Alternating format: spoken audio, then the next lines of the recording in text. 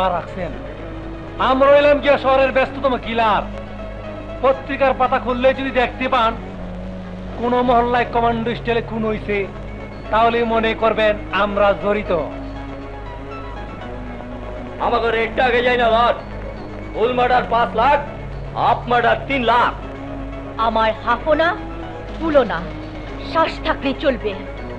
তাইলে অ্যাডভান্স আর ঠিকানাটা দিয়া যান। আর আপনি যখন মহিলা মানুষ 1 লাখ মাপ, 2 লাখ হইলেই চলবো। আমার যখন যে কাজের জেদ চাপে তা না করা পর্যন্ত আমি স্বস্তি পাই না। এক্ষুনি আমার সঙ্গে যেতে হবে। টাকা লগা আনছেন তো? এনেছি। তাইলে চলেন, কামটা চাইরা মালটা কামায় আহি। সাথে অস্ত্র শস্ত্র কিছু লাগবে না? আসলে মাইয়া মানুষের মাথায় চুল বেশি, বুদ্ধি কম। আরে অস্ত্র দা গুল্লি করলে তো বায়ু বাইরে আয়ু শেষ হয়ে যাইব।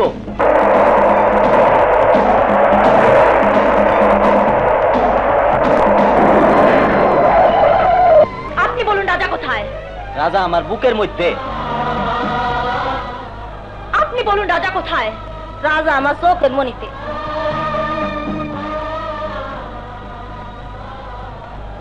বলো রাজা কোথায়? বলো রাজা কোথায়? আপনি রাজাকে খুঁজছেন? আসুন আমার সাথে। এই তো সর, এই তো আমার রাজা। এই তো তোমার পুজোর দেবতা। হ্যাঁ, এই দেবতাই আমার রাজা। আরে কই নিতেছ আমারে? আরে রাজা বাইরে বলে কোন ম্যাম সাহেব এসে ধরে নিতে আয়না দেখ। ম্যাম সাহেব এলে। আরে আয়না দেখলে তা মনে ও মাগো। এই বলতে পারো রাজা কোথায়?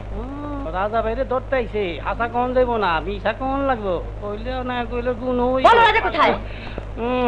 আমি রাজা বেশি না। রাজা তো থাকবো রানীর কাছে। তাই না বেশি? দাবিশ দাবিশ অর্থ কি? ওই বো সিমেন্ট বালুইটা। শোনো বস্তিবাসী, তোমরা সবাই কান খুলে শুনে রাখো। তোমরা কেউ মুখ না খুললেও রাজাকে খুঁজে আমি বের করবই। রাজাকে তোমরা কেউ লুকিয়ে রাখতে পারবে না। এই চলো চলো।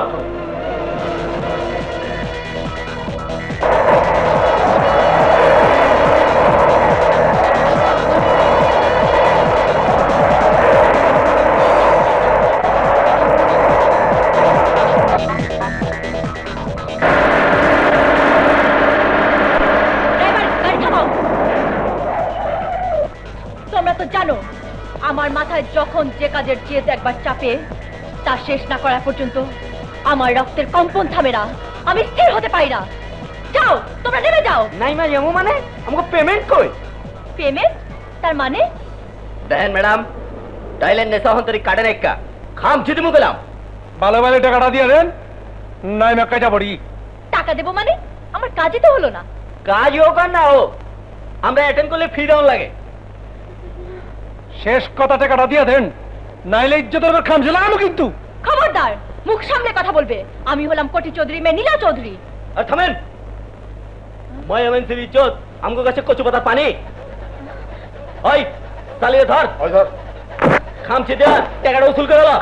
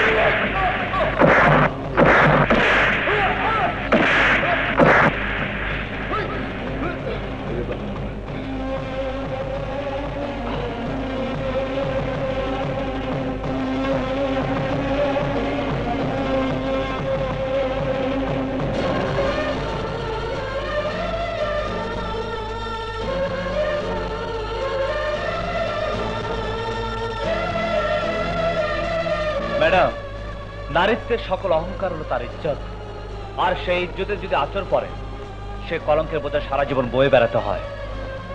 আজকের জন্য আমার এই জ্যাকেট দিয়ে আপনার ইজ্জত ঢেকে দিলাম। যদি পারেন শখের জ্যাকেট ফিরিয়ে দিবেন। চলে।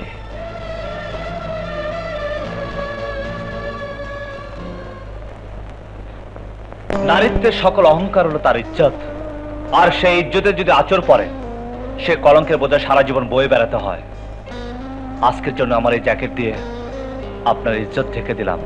যদি পারেন শখের জ্যাকেট ফিরিয়ে দিবেন। নারীত্বের সকল অহংকার হলো তার ইজ্জত, আর সেই ইজ্জতের যদি আচর পড়ে সে কলঙ্কের বোঝা সারা জীবন বয়ে বেড়াতে হয়। নারীত্বের সকল অহংকার হলো তার ইজ্জত, আর সেই ইজ্জতের যদি আচর পড়ে সে কলঙ্কের বোঝা সারা জীবন বয়ে বেড়াতে হয়। আজকের জন্য আমার এই জ্যাকেট দিয়ে আপনার ইজ্জত ঢেকে দিলাম। নীলা, আত্মযন্ত্রণা নিয়ে কখনো শান্তিতে ঘুমানো যায় না। তোর অহংকার তোকে এখন আস্তে আস্তে পুড়িয়ে মারবে। যদি শান্তি চাস তাহলে রাজার কাছে নতি স্বীকার কর গিয়ে। না, আমি কোনোদিন কারো কাছে নতি স্বীকার করিনি, আজও করব না। নীলা, সত্যকে কখনো চাপা দিয়ে রাখা যায় না। তোর বুকে ভালোবাসার জন্ম নিয়েছে। রাজার ভালোবাসা তোকে দুহাত বাড়িয়ে ডাকছে। রাজার বুকেই তোর সুখের ঠিকানা। অসম্ভব, একটা রাস্তার ছেলের সাথে কোনো সম্পর্ক হতে পারে না। এটা তোর মনের কথা নয়।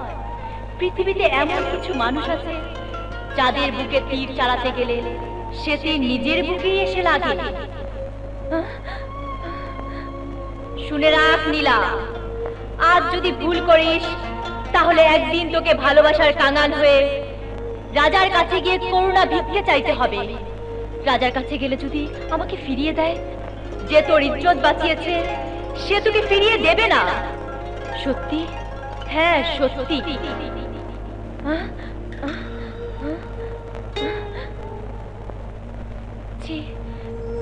কি লজ্জা। জ্যাকেটটি ময়লা নর্দমায় ফেলে না দিয়ে আমাকে ফেরত দিতে এসেছেন, তার জন্য আপনাকে ধন্যবাদ। জ্যাকেটটা ফেরত দিতে এসেছি সত্য, তবে আপনার জ্যাকেটটা বড্ড দুষ্টু। গতকাল রাতে আমাকে ঘুমোতেই দেয়নি। বুঝতে পেরেছি, নিশ্চয়ই গরিবের ময়লা ঘামের গন্ধে আপনার সুবাসিত বেডরুমের পরিবেশ নষ্ট করেছে। এর জন্য আমি দুঃখিত। না রাজা, না, তোমার এই জ্যাকেট আমার বেডরুমের পরিবেশ নষ্ট করেনি, বরং জ্যাকেটটি আমার মনের অহংকার মুছে দিয়েছে। কত রাতে আমি আমার বিবেকের সাথে সারা রাত যুদ্ধ করে একটি জিনিস বুঝলাম, ধন দৌলত গাড়ি বাড়ি থাকলেই মানুষ সুখী হতে পারে না। সুখী হতে হলে চাই সুন্দর একটি মনের মানুষ। এতদিন পরে তোমার মতো সুন্দর একটি মনের মানুষকে আমি খুঁজে পেয়েছি। চাই বয়সে একটি যুবতী মেয়ের একান্তই প্রয়োজন। মেম সাহেব, এটা হলো আপনাদের বড় লোকের চরিত্র। সকালের সিদ্ধান্ত দুপুরে বদলায়, দুপুরের সিদ্ধান্ত বিকালে বদলায়, আর রাত হলে পরের দিন সকালে আবার নতুন করে শুরু হয় নতুন সিদ্ধান্ত। হ্যাঁ রাজা, তুমি যা বলছো তা সত্য, তবে তা ছিল গতকালের নীলার চরিত্র, আজকের নীলা নয়। দেখুন মেম সাহেব, আপনি কি বলতে চান আমি বুঝতে পেরেছি, কিন্তু আমি যে খুবই হতভাগা।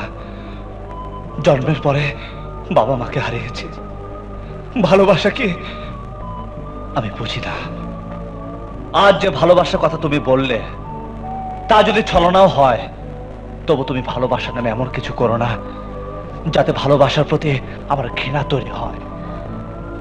তাহলে তোমার কিছু না হলেও আমার এই পবিত্র মনের ভালোবাসা থেকে বঞ্চিত হবে গরিব অসহায় মানুষগুলো।